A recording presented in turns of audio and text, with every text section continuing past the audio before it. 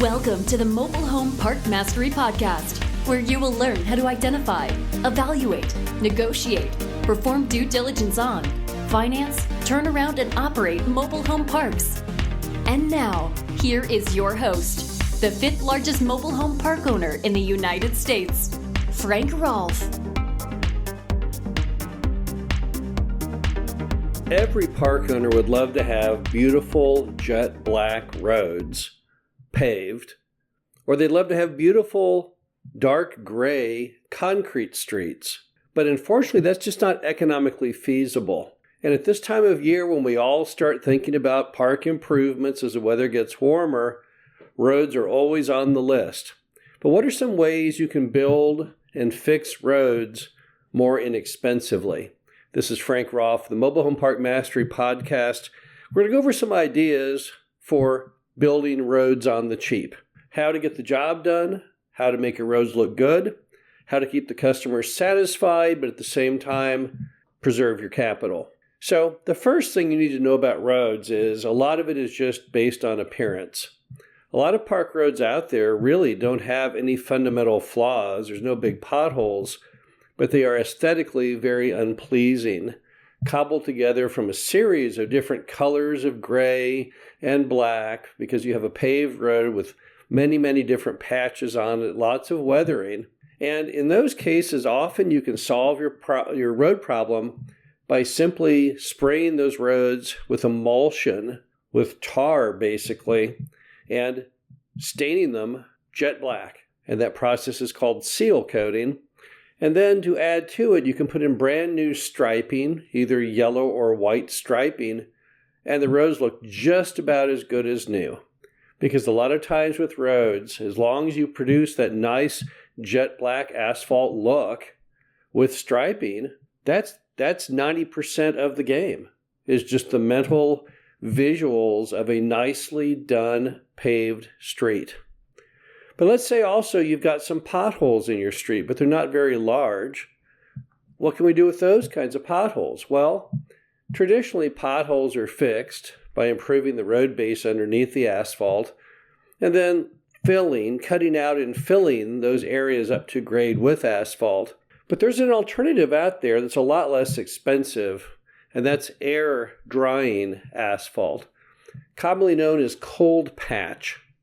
Now, the way cold patch works is it's kind of like that clay that you can build little pots with your kids with, where it air dries to hard, and it's never as strong or as long lasting as something that's been heated up in a furnace to, 1,000 or 2,000 degrees.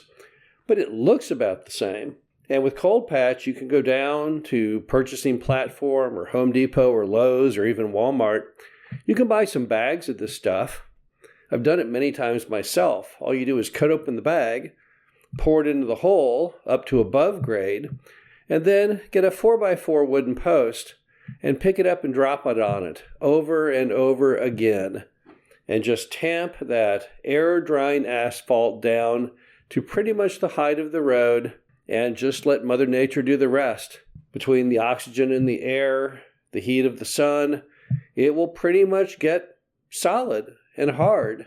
And while it's not nearly going to last for that long a period of time because it's air drying asphalt as opposed to asphalt that's been mixed with tar at a super high temperature, it still will fill in those holes. And I've done cold patch before on holes, and I've had cases where it's lasted a period of years. A lot of success or failure will fall based on how often the car tires hit it.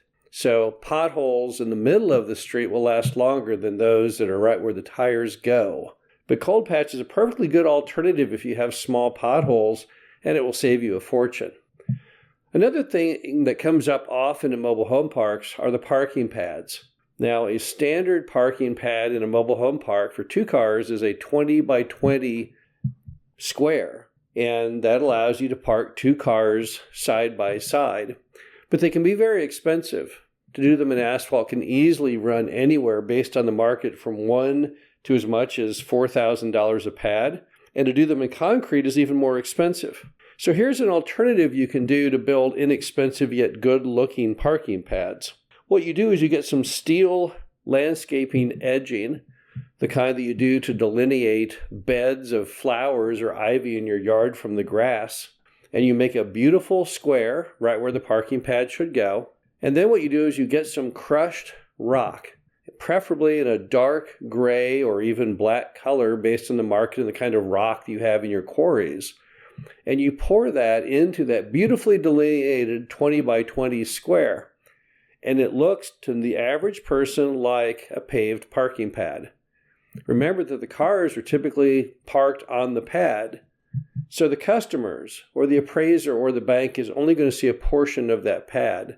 But as you're going down the street, you don't really drive onto those pads, and so it becomes more of a streetscaping issue. It's just about the visuals.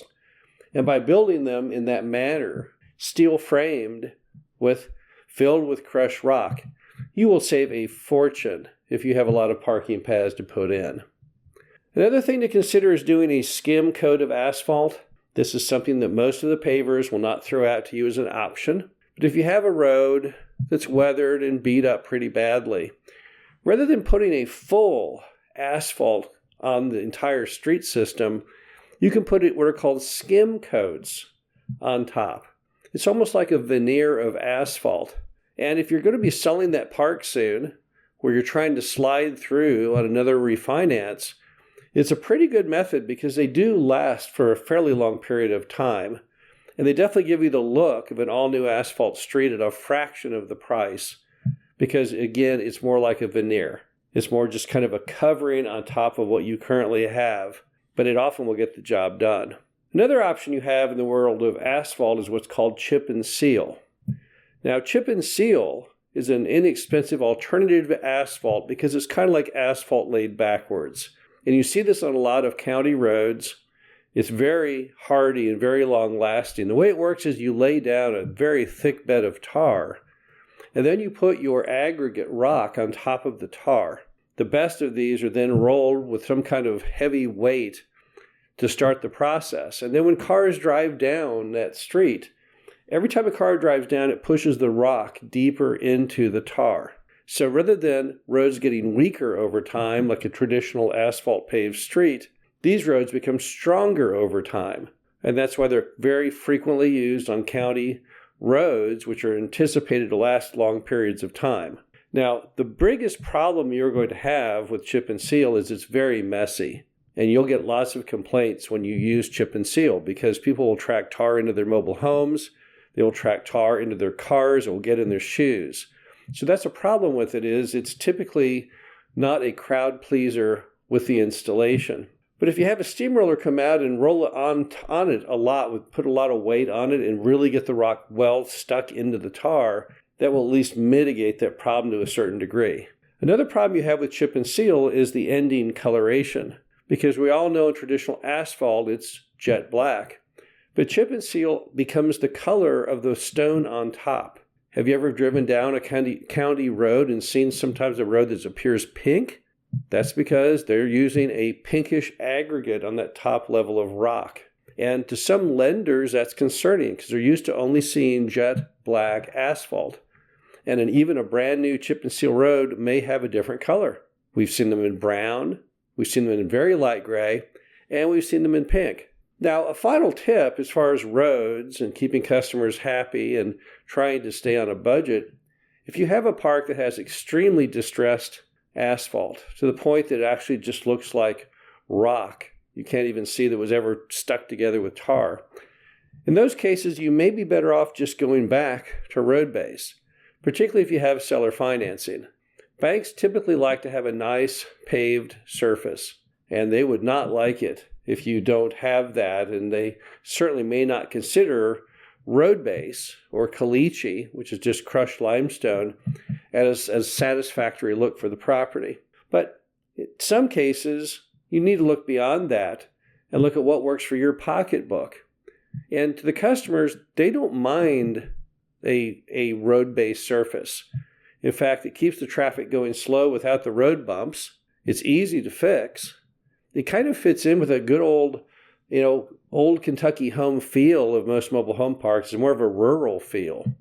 And a seller note, you don't have to worry about pleasing the lender. So oftentimes, if you go in and just take the road and rather than try and pave it, take it back to a road-based format, again, it will save you a lot of money.